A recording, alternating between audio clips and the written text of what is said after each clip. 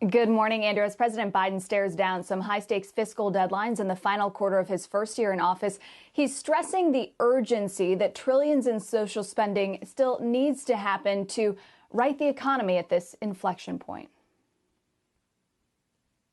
This is our moment to deal working people back into the economy.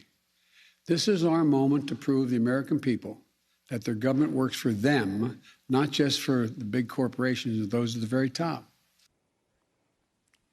But not everyone on the left is sold. According to Axios, West Virginia Senator Joe Manchin was unswayed by Biden in a Wednesday meeting, holding firm to his view that the package containing the bulk of Biden's campaign promises be no bigger than $1.5 trillion. Now, the White House did not respond to a request for comment beyond the readout that it provided on that, but it appears that the White House is open to moving the goalpost there.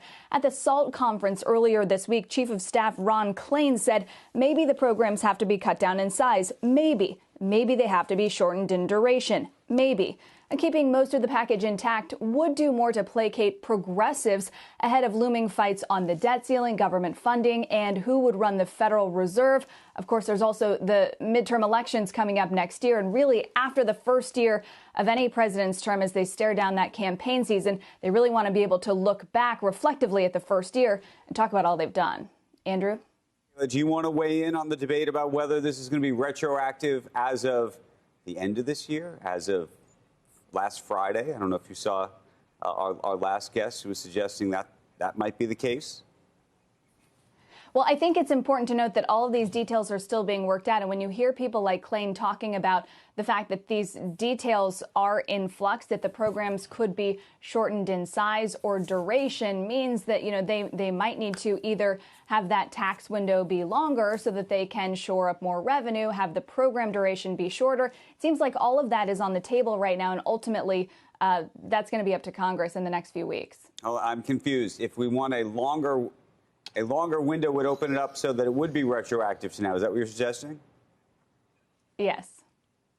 Okay. But I don't think any of those decisions have been made on a final basis at this point. And then finally, what do you think will sway Manchin one way or the other? And if he's the man in the middle, what's the ultimate outcome?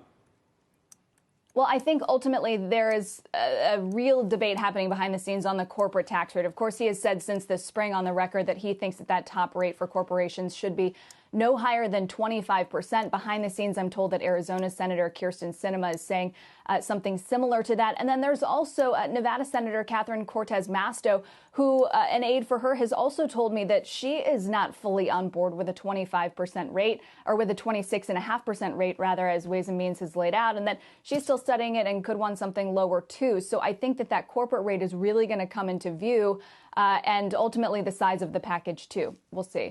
Okay, Kayla Tausche, appreciate it. Thank you.